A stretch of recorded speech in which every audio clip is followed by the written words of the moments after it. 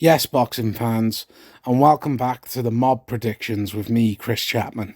As usual, hit like, hit subscribe, and leave your comments below or risk sweeping with the fishes.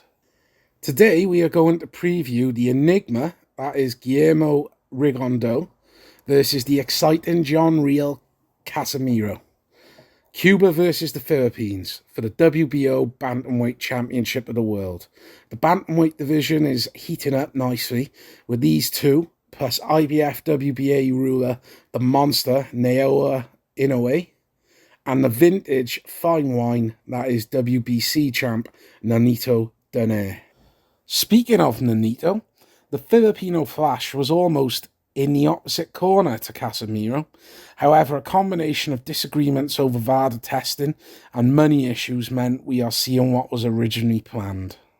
The contest takes place on Saturday, August the 14th at Dignity Sports Park in Carson, California. It is being shown on Showtime in the US, but unfortunately there is no UK broadcaster at present. I do find it strange that PBC want to be the UFC of boxing, but only have US and Canadian broadcasters nailed down. So let's check the tail of the tape, starting with the champion John Riel Casimero. He stands 5'4" and boxes out of the orthodox stance with a 64-inch reach. Casimero has 34 career fights with 30 victories, 4 defeats, with 21 of his wins coming by stoppage. The champion is aged 32 and has completed 222 rounds as a pro. The challenger, Guillermo Rigondeaux, stands 5'7" and is a noted southpaw. Al Shakal has a 67.5-inch reach, meaning Rigo holds both advantages in those areas. Rigo, the double gold medalist and super Cuban amateur, has less pro experience, having had 21 fights, 20 wins, with 13 of those by KO, and the sole defeat by stoppage to Vasyl Lomachenko. Rigo has completed 134 rounds as a professional.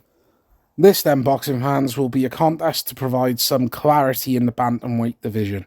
The younger man and champion Casimero has worked his way up the divisions and does seem comfortable at bantamweight and looked devastating in winning the championship in the UK against Zolani Teti.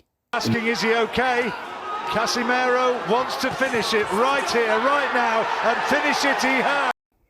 Zolani Teti was a fighting and active champion with a brutal level of power for the weight, and for Casimero to walk through him like he did was a huge statement. The pandemic ensured that Casimero has only had the one contest since, a routine win against Duke Micah. So Rigo rebounded from the Loma defeat. Just a quick sidebar on that. It's crazy he gets stick for stopping on his stool when he was 2 divisions above his weight class and against a fellow double Olympic gold medalist like Lomachenko. It's really, I'm going to tell you this, it's really hard hitting a guy that's going down so low like that. It really is. But anyhow, he rebounded with 3 victories and has the chance here to become a 3-time world champion. What has me most intrigued is the clash of styles in this. Rigo is fantastic off the back foot and seems to carry the power of an M50 in his hands. Have a point to prove here. Oh, good shot by Rigondeaux. Absolutely. Rigondeaux landing again with the left hand. His shot selection is a marvel to behold. Just ask Jazza Dickens. Up against the buzzsaw nature of Casimero, how he cuts the ring off and is the epitome of high volume pressure. For me, fight fans, this contest comes down to what type of Rigo turns up. I say that because we know Casimero will come in ready. Rigo, at 40 years old, needs to be prepared to lose rounds and deal with the volume from Casimero. Casimero, I guarantee, will not want to give Rigo any time to establish his southpaw jab, and he will also know he can't allow himself to be caught with the overhand left, as that is the Susie Q, as Marciano would say, for Rigo. I'm not going to lie, boxing fans, it is a really tough fight to call. Casimero needs to start quick and not let up. There is a clear route to victory for him, and I can conceivably see him winning by stoppage / TKO around rounds 8 to 10. But three things convince me that Rigo has the beating of Casimero here. The first is the lack of wear and tear on Rigo. He has always succeeded at the top when at a correct weight and has not been in loads of wars through his career.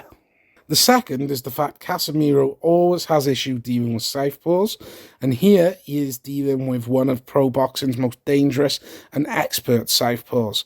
And finally, Rigondeaux, once in his rhythm, will use his far superior footwork to control the pace and location of Casimero. Rigo, I feel, will give too many feints and befuddle Casimero en route to a decision win. So there we have it, boxing fans. I'm going to go with a Rigondeaux decision win. And as always, boxing fans, this has been a pleasure, and thank you for listening to the Mob Predictions with me, Chris Chapman.